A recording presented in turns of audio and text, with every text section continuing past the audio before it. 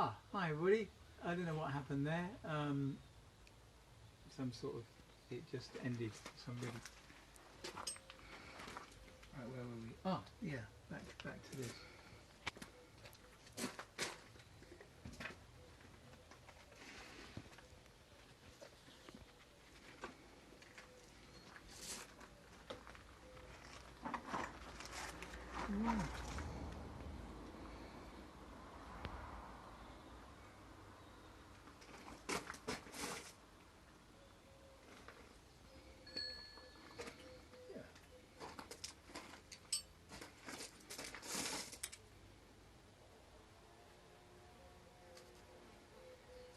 So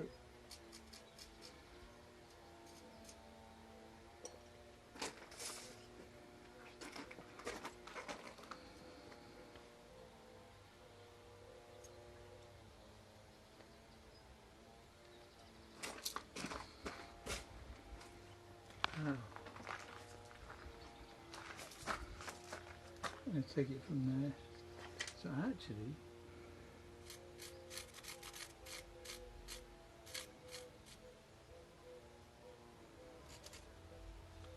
so here we have.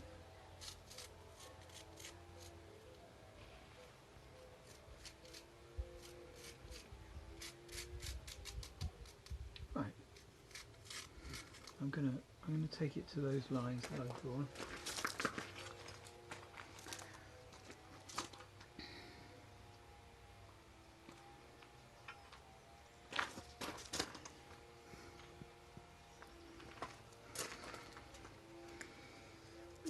You've got Janola from Perth in Australia. Cool, hello.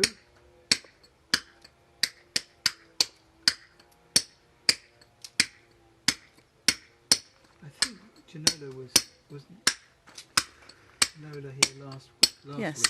Yep.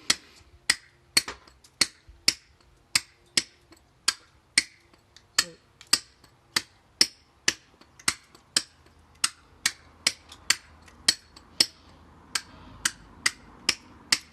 almost like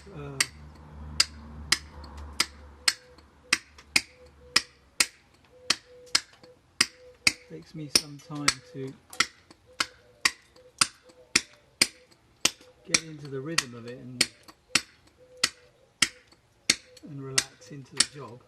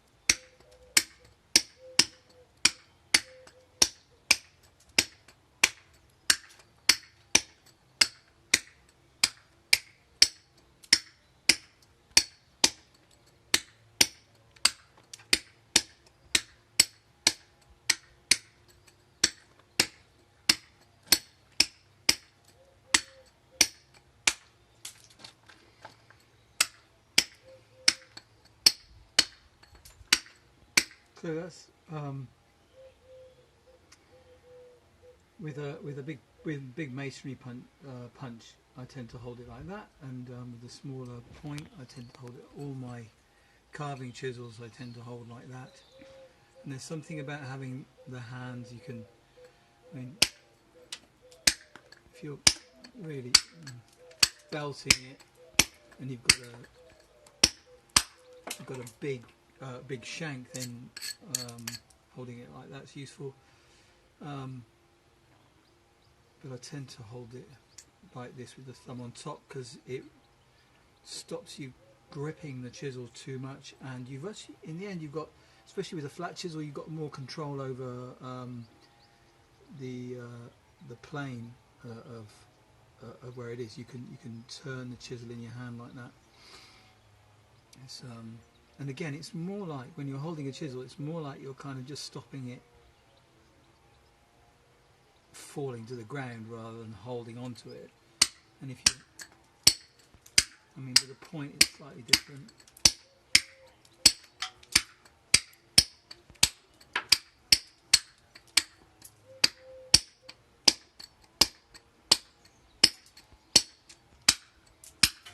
Stone's getting harder and harder.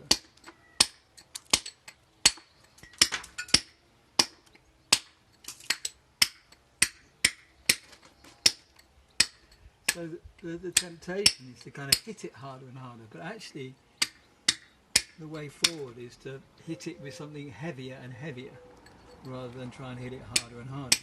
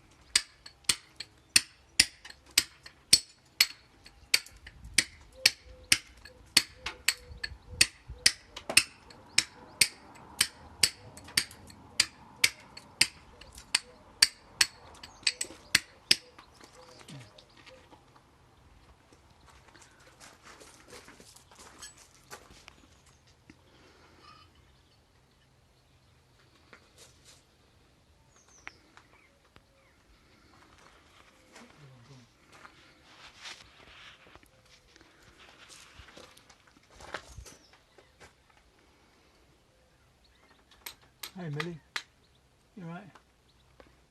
You're going to show the picture? Yeah. That's very nice. Fantastic. Go, point the camera in that direction. Okay. I'm going to show the picture. There you go. Homework. It's homework? Yeah. Oh, well done, love.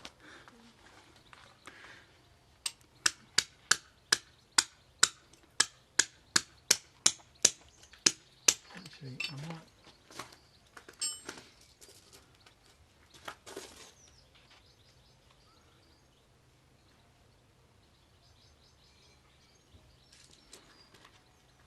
There you go.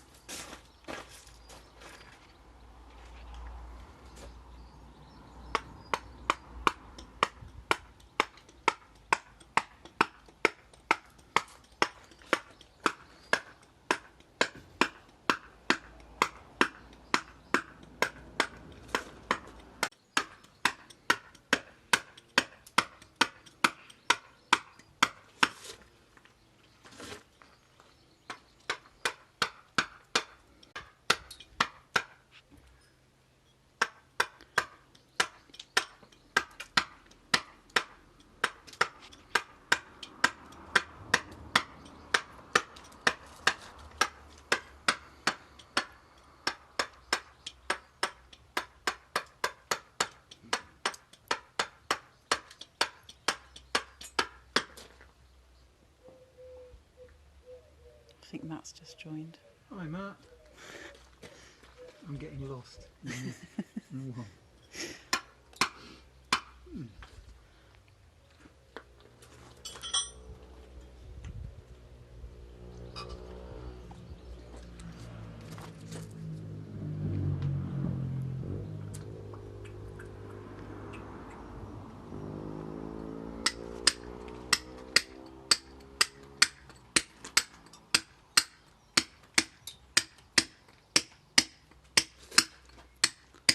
It's coming along nicely. Thanks Matt. Very kind of you to say. There's this really odd, I always end up, as a part of the process of carving, I mean what you can do is you can pick points on the maquette and you can get corresponding points on the stone and you can drill it so that you can be really secure about where you're going. And that's all Roman sculptures were done like that. You used points where you drilled into the block and into the surface of the sculpture, and then you work between you punch the material out from between those points, and so you were really sure about where you were going. And these were workshops, and they were churning out kind of shed loads of sculptures, and it was, you know, it's you know, we think of these things as being kind of amazing and unique, but it's the kind of Chinese plastic sweatshops of the day, really, I suspect, you know. And and what? But with me, I'm because I haven't done 55 lion heads. What I'm doing is I'm embarking on this journey, and the truth of the matter is when I leave the flat surface, when I leave this safety of this, aiming for that, I get lost. You know, I don't know where I'm going. I know where I'm going, but you know, it's a process of discovering, and it's only when I'm about 5 millimeters away, or kind of a quarter of an inch away, something like that, from the carving, does it really become easy, because I know exactly where I'm going. But this is actually, in many ways, this is the trickiest part of the process for me. Right, where's the lion head going to go when it's finished? So it's going to go. It's going to be a water spout for. So it's going to be a gargoyle, a gargoyle. It's going to be a water spout for a water feature. So water's going to spurt out of his mouth into a big bowl, and then that big bowl is going to pour into a rill or a kind of a channel that runs along a pergola into a hole in the ground, which will be a sump. So it's a water. It's going to be a part of a water feature. Yeah, that's where it's going. That's what's happening. But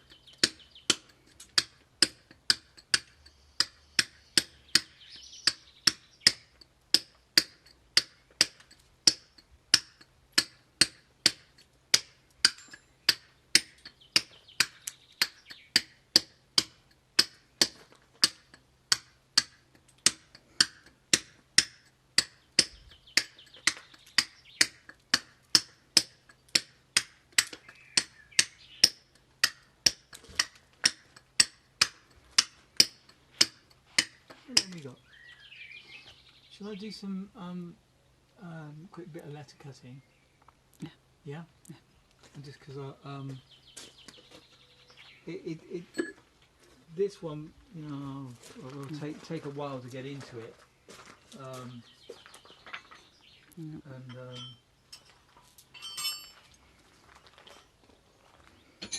you know the.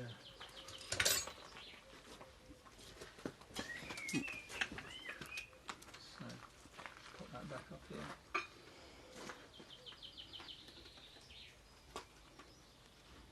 Okay, let's move this away.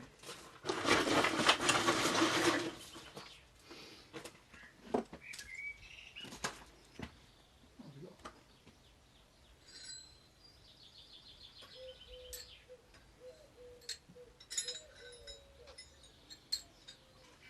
Let's see what we got.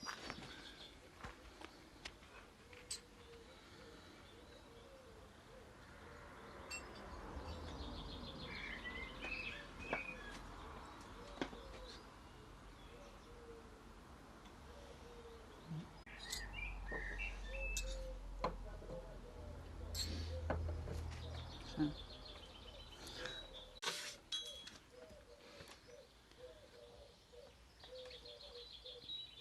So when picking a chisel for lettering, you want a chisel that's about the width of the thicks that you're cutting, and if there's a kind of real difference between the thicks and the thins, sometimes it's worth using a kind of smaller chisel for the thins, or for the serifs. That's not very good. I'm going to sharpen that and give that a quick sharpen as well, and but I'll be able to. No, I won't bother with that one. I'll do that later. But because I've been using that one on the Nabrasina, trying to do these little rolls on it, and it blunts it really quickly. Just going to quickly do this.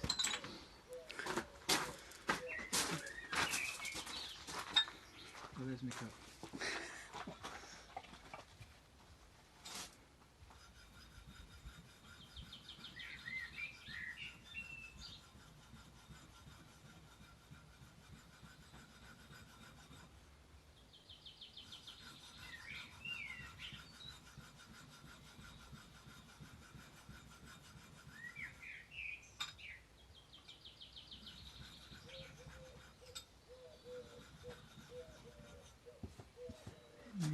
workshop I've got a really nice 3-phase grinder, which I tend to still use the diamond pads to do the kind of honing, the finishing, but with different stones you want different, the shoulder of the chisel is important. So if you've got a very kind of hard stone, you want an angle kind of like that, and the softer the material, the sharper the angle can be. But this is important.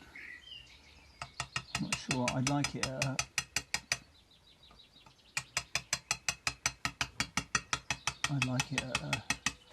a more acute angle, actually.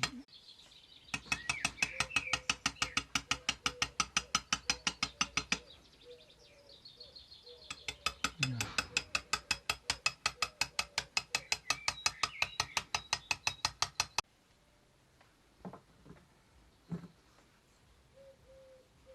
Yeah, that one.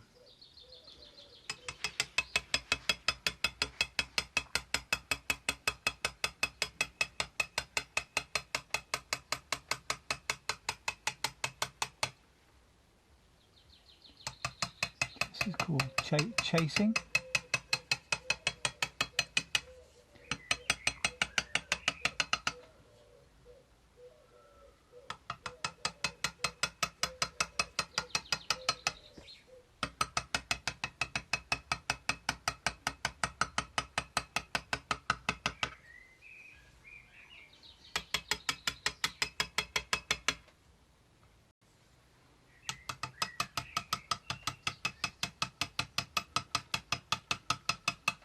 You can see I went over that. It's a little bit careful. Can you see this shell? This is a bit of shell, and you can see there's quite a lot of shells in the stone, little fossils, little tiny bits of animal and plant possibly, and as you go over them it can change the hardness of the material, so you need to be aware of that as you go over these bits of material. However, you can't do it by sight.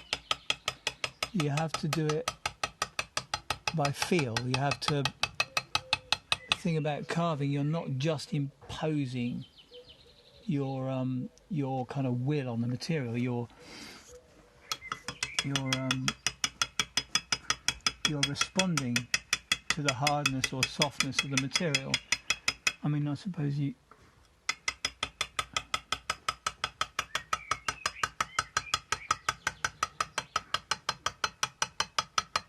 So if you imagine that every tap, so if let's say that bit of material is harder, you need to steepen the chisel, the angle of the chisel a bit. And if it's softer, you need to make it shallower.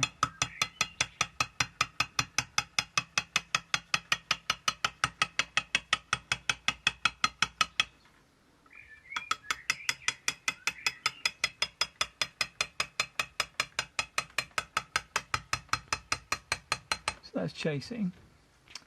Just Dean's just joined. is Dean there? Yeah. Hello, Dean. Is it your lunchtime?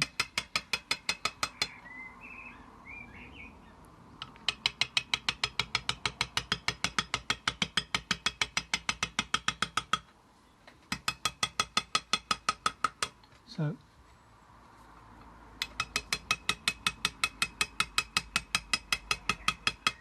that's it's not ideal to demonstrate chopping on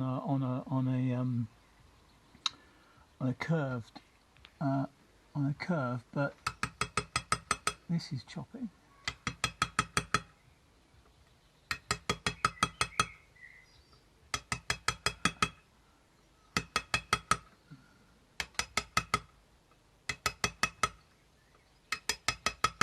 But tricky on a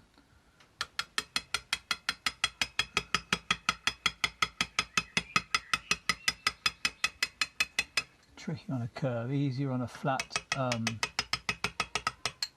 easier on a straight line, or a relatively straight line.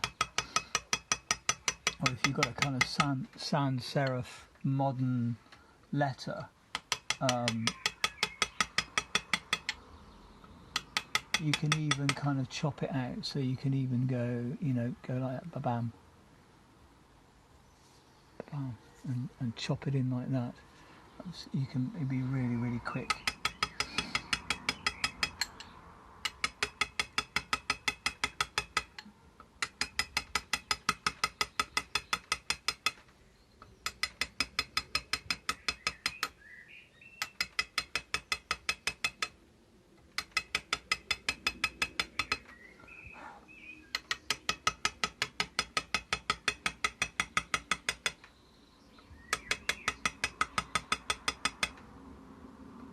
Oh, look at that. Better.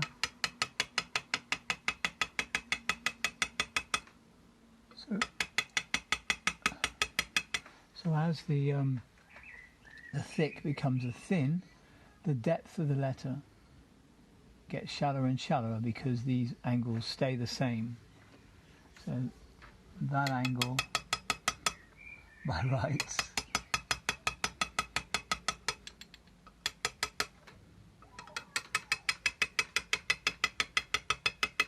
is the same as that angle, and the other way, and that's the same as that angle. So yeah, that's the same as that angle, and that's the same as that angle.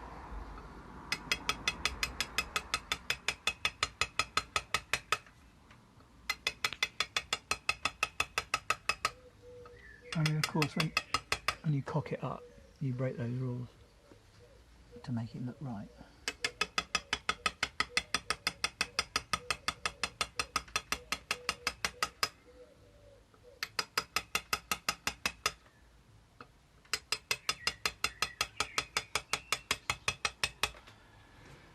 We've been going for over half an hour, haven't we? So I think we're going to stop there. I haven't felt like we kind of got anywhere or reached any conclusion or shown you anything particularly useful. But I hope that's been a kind of interesting interlude and relaxing. And I wish you well and have a lovely week. And I think we'll try it again next week and see if I can put something together a little more, a little bit of structure with it. Or I might even read you some poetry or something. I don't know. We'll see where it goes. Cheers. Ta-da.